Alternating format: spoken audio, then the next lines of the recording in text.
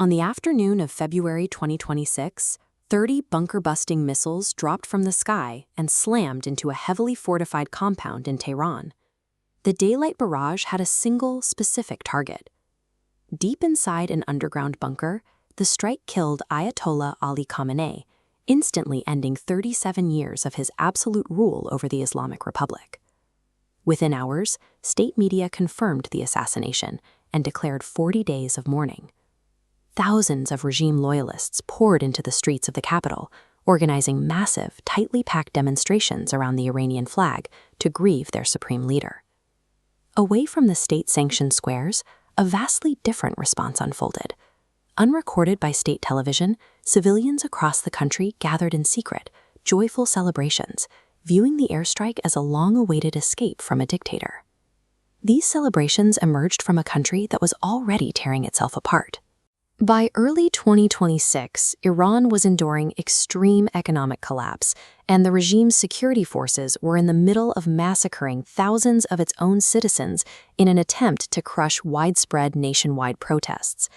Khamenei's death stripped away the single authority holding these fractured pieces together. The assassination created a power vacuum at the top of a rigid theocracy, leaving the country leaderless at the exact moment it was fighting a major war and drowning in civil unrest. To understand how the regime reached this breaking point, we have to look back to 1989. Following the death of Iran's founder, Khamenei was unexpectedly elevated to supreme leader. As a compromise candidate lacking high clerical status, he needed to rapidly consolidate his authority. He achieved this through the Islamic Revolutionary Guard Corps, or IRGC. The IRGC is an elite, heavily armed paramilitary organization that functions independently, enforcing total domestic loyalty while controlling massive sectors of the Iranian economy. With his domestic power secured by the IRGC, Khamenei developed a foreign policy strategy to project power abroad. Knowing Iran could not survive a direct conventional war with the United States or Israel, he opted to quietly fund, train, and arm independent foreign militia groups across the region. By looking at this map, we can trace exactly how Iran utilized this strategy. Over 3 decades, Tehran siphoned billions of dollars in state oil wealth and military hardware out of the country, moving it through these specific logistical corridors. This sustained funding created a network of proxy armies that became known as the Axis of Resistance. It included Hezbollah in Lebanon, Hamas in Gaza, the Houthis in Yemen, and the Assad regime in Syria. This strategy successfully surrounded Israel and American interests with hostile forces, allowing Iran to strike its enemies from a distance.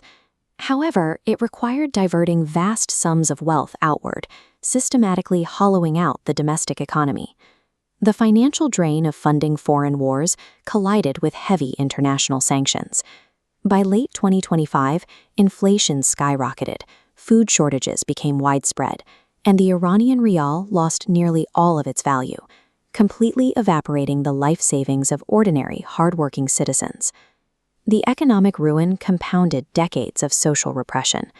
Citizens repeatedly rebelled, most notably during the 2022 protests over the death of Mahsa Amini, where women led massive demonstrations demanding an end to mandatory hijab laws and political autocracy.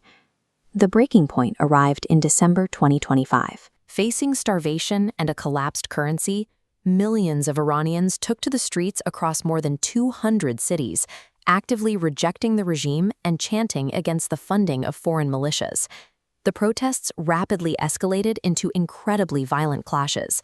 Citizens set up barricades and engaged in pitched battles through smoke-filled streets, overwhelming local police units and demanding the total dissolution of the Islamic Republic.